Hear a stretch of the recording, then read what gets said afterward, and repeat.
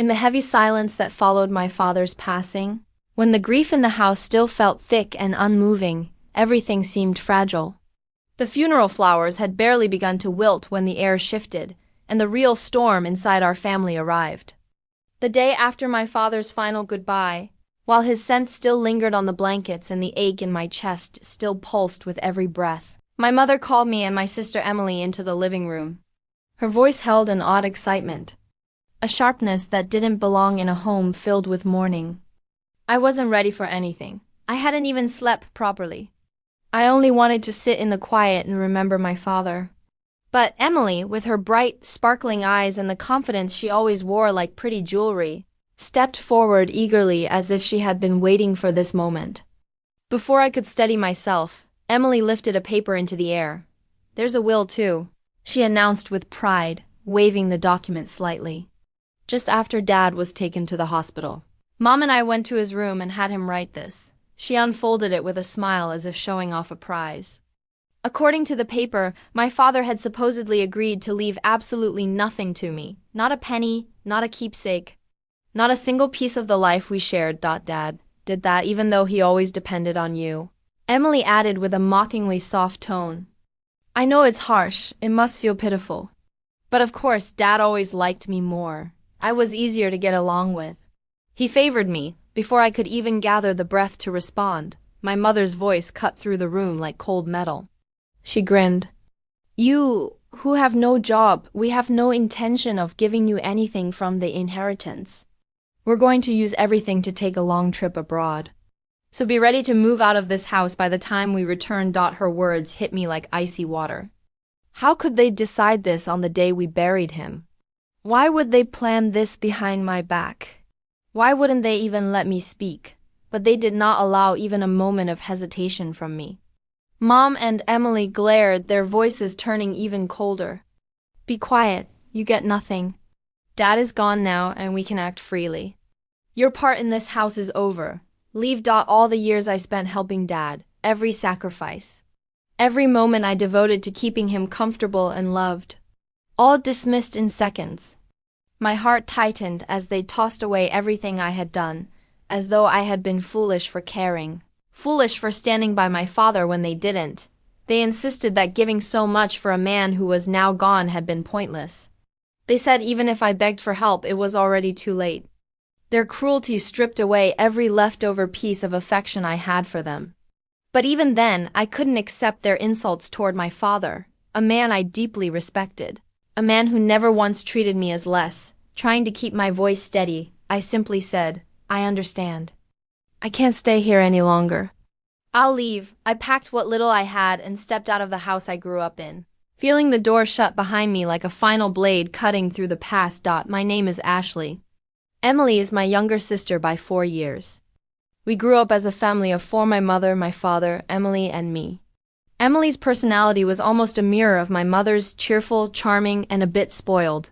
She often laughed at my father and me for being too serious, too sincere. Because Emily behaved like our mother, she naturally became the favorite. Mom spoiled her without hiding it, carrying her along to outings while telling me to stay home. She often said it was embarrassing to show her quiet, playing daughter to friends. But Emily, with her friendly personality and easy smile, made my mother proud in every gathering. Despite that, I stayed positive because of my father. He always saw my sincerity. He loved both of us equally. He valued fairness. I loved him deeply for that. Without his steady kindness, our home would have felt completely lopsided. Even after I became an adult, my mother never changed how she treated me. But my father's presence kept the family from falling apart. Until he retired at 65 and everything changed. One day, he tripped over a small step in the hallway and broke a bone. Surgery and rehabilitation didn't help much. His aging muscles struggled. He began spending more time in bed and needed more care. And the more help he required, the colder my mother and Emily became. They started planning vacations, flipping through guidebooks with excitement. Mom, what are you two looking at? I asked, pointing at the pages. A family trip, my mother said without looking up. The food at this place looks amazing. We're thinking of choosing this hotel. A trip sounded nice at first, but reality hit quickly. With Dad unable to move well, traveling wouldn't be possible for him. I said gently that it might be difficult for him to join. Emily casually replied with a pretty smile that they never planned to bring him anyway. They were going without him. That's cruel, I blurted out. If Dad stays home, I'll stay home with him. Mom and Emily simply exchanged amused glances. My mother said it didn't matter. They would go by themselves if they needed to. And since it was a family trip, they would use Dad's bank account. I glanced at the guidebook again. They had chosen a room meant only for 2 people. They never intended to include Dad or me. From then on, they started disappearing, often eating at expensive restaurants, spending nights at fancy inns, living as though neither my father nor I existed. I tried to manage everything. I rushed through work so I could come home to take care of Dad. When I couldn't handle all tasks alone, I hired care services to help him bathe, help him walk, or simply sit with him. On days when I had to stay late at work, I begged my mother and Emily to help him. They always refused. One afternoon, I got a call from the care staff. Ashley, I came to help your father bathe, but it seems no one is home. I had told my mother and Emily beforehand. They knew the schedule.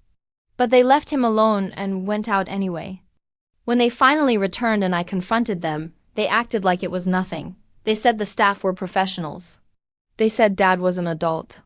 They didn't want to waste their time caring for him the way I did. Hearing them say that made something inside me collapse. I knew there was no help coming from them. Caring for him had become my responsibility alone. The days blurred together as I worked nonstop and cared for my father. His condition grew worse. He walked less. He ate less. He stayed seated, looking frailer every week. 9 years into caring for him, I brought him to the hospital, and the doctor delivered the news that shattered the last bit of hope inside me. Advanced cancer. The kind that leaves almost no time. I quit my job immediately to stay by his side. When I told my mother and Emily, I expected at least some worry, but they showed almost nothing. Simply mild surprise. Really, he never smoked or drank. It's sad someone so sincere got cancer, my mother said. I can't believe you quit your job to care for him, Emily added. I would never do that. They visited only briefly. They never truly came to see him again.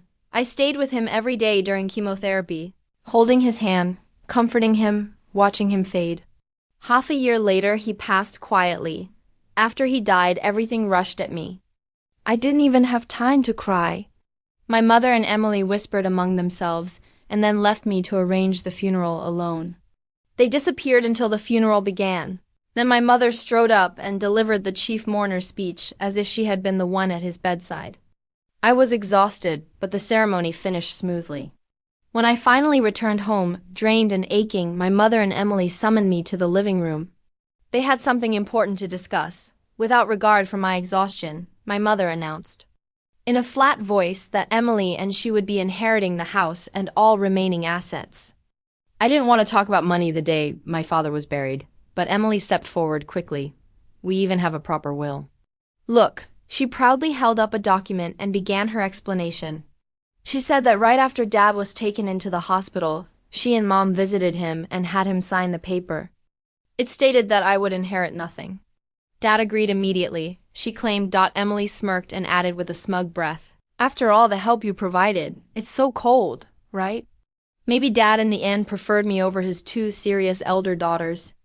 That's impossible. Before I could respond, my mother interrupted with an inappropriate Tigran. Clearly Emily is more adorable thou. Your father always stayed home and had no hobbies. He surely saved a lot, right? Mom even quit her job because of inheritance. And I took some time off work to enjoy the inheritance for a while before I could say anything. Thetwo of them continued their conversation me. Mother then told me you who have no job won't get a penny from the inheritance. We plan to enjoy a vacation abroad. For a while, so you should leave this place by then. I hurriedly countered wit, a minute it do you genuinely leave. What you're doing is right if that's the case without waiting for me to finish. Both my mother and Emily firmly responded, shut your mouth. It's a waste of time trying to take thy inheritance from us with your father gone. We'll do as we please. Your role here is done. Please leave this house promptly. To think that after all you sacrificed for Dad, this is what you get. There was no need to go to such lengths for such an inept father. It's pointless to regret and think. Abudi, now hearing those words, any remaining bond I felt for my mother and Emily was completely severed. I couldn't forgive them for speaking that way about my beloved father. Holding back what he wanted to say, I calmly told them, I understand your thoughts from now on. I can't imagine living together with Yaowo. I'll gladly leave despite their initial surprise at my acceptance. That Wo soon smiled smugly together. Good talk. No, once you leave this house, neverly on us again. Our relationship ensure whatever happens to you, we want no part in it. Don't even think of contacting us. Receiving this intense sentiment from my mother and Emily, I left the house determined to live my life independently. I packed only my essentials and left the house a few days after the inheritance discussion. Uniquely, I received a call from my mother who had claimed she would cut off contact with me. When I answered, she immediately confronted me in anger. What have you done? Where has all the money from your father's account gone? Why are you suddenly calling? Didn't you say y'all wouldn't contact me? Silence. This is an emergency. Return your father's savings immediately. What are you talking about? I left the passbook at the old house. Did it? And I have no way of accessing it after I left, but the money in the account is definitely gone. Such a significant amount of his savings couldn't have disappeared so suddenly. I found it suspicious when you managed to move out so quickly without a job. It seemed my mother had assumed that I had squandered my father's money. Mom, haven't you ever checked the account balance? Bear Hall, I haven't bothered with such things. I see if you had, you would have noticed that Dad's savings weren't that much to begin with. What do you mean his savings were? Oh, where did his retirement money go? We used it for our wedding ceremony and the new house. I have no idea what you're talking about. I had been in a romantic relationship with a man named Sean who was in charge of the caregiving service for my father. Our relationship started through our mutual care for my father. I had told my father about my relationship with Sean soon after we began dating. Sean proposed on that time. I was overwhelmed with caregiving and work responsibilities and couldn't make a decision. Upon learning the truth, my father said, care for yourself more than me. I want you to have a happy marriage, and he cheered me on despite my hesitations. He even started helping with the wedding venue selection and looking for a new place to live. We had reserved a wedding date for the following year and signed a contract for a new apartment that my father liked a lot. This happened 6 months before we found out that he had terminal cancer. As a gesture of gratitude, my father covered most of the costs for the wedding and the new apartment. That was the reason for the decrease in account balance. Hearing the turn of events, my mother's voice trembled. She was clearly shaken. So there wasn't any inheritance for us to inherit in the first place, primarily just the family home, but given its location, we shouldn't expect a high selling price. Emily, having overheard the conversation, snatched the phone from my mother in panic. Wait, so the financial assistance for your wedding is much more than the inheritance for Mom and me? That seems to be the case. Dad knew about my marriage and me leaving the house, so maybe he didn't see a problem in leaving family home to both of you. He might have used a significant amount from me and intended the inheritance to compensate for that. Could it be that there, as in you quit your job, was because your marriage had been decided upon? That's right. Sean is also involved in investment activities and is financially stable. He wanted me to become a full-time housewife. Also, I thought if I resigned early, I could focus on taking care of our father. I can't believe it. Did you keep the news about your marriage and savings a secret from us? Stacking a deep breath, I answered, I thought about telling you several times, but every time or you showed any interest and avoided the topic. Why didn't you stop me from taking a break from work, or Mom from quitting her part-time job? How are we supposed to live now? When I wanted to talk to you after the funeral, wasn't it you and Mom shut me down, saying you can't expect anything from us? But I thought family members should help each other out. Family, when I was swamped with work and caregiving, you were out having fun neglecting Dad. How can I think of some man who said such mean things as family? Don't just say whatever is convenient for you. Shocked and lost for words, Emily was taken aback. Afterward, my mother pleaded with me. Ashley, the truth is I've already paid for the trip. I also made various purchases expecting the inheritance, so now I have no savings left. So what about it? I've already quit me part-time job, right? If we don't get any inheritance money, we won't have any money for next month.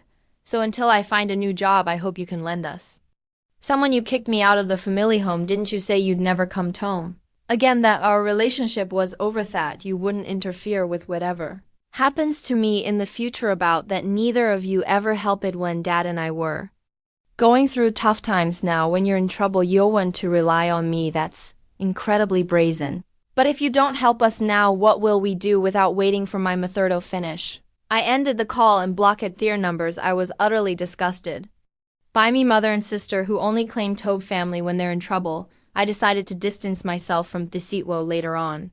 I heard from various people that, although my mother and Emily had cancelled their trip since it was a last-minute cancellation, they couldn't get air fund. They've been barely scraping by asking friends and relatives for money. They had to sell their house, but as I expected, they didn't get as much as they hoped. With the initial expenses for a new place and moving costs, they had hardly any money left. Emily returned to work, but because she asked her colleagues for money, her relationships at work became strained. She had planned to leave her job soon after finding a good partner, but because of the situation, that partner as well as other men distanced themselves. Her friends took up their distance. Me mother tried to find another part-time job, but her previous workplace had already hired someone else, so it washed for her to return. Due to her age, her job opportunities were limited. They managed their living expenses with Mimother's meager part-time salary and Emily's earnings slowly repaying their debts. Both of them seemed worn out. As for me, I was able to have a small wedding at the venue my father chose. The only regret is that my father couldn't bear for my wedding, but I believe is watching over our happy moments from somewhere. My married life with Sean has been smoother than expected. We're enjoying peaceful and fulfilling days together. I'm eternally grateful to my father for supporting my relationship with Sean and giving me this opportunity. I've had to build a peaceful life with my husband, always remembering me gratitude to my father.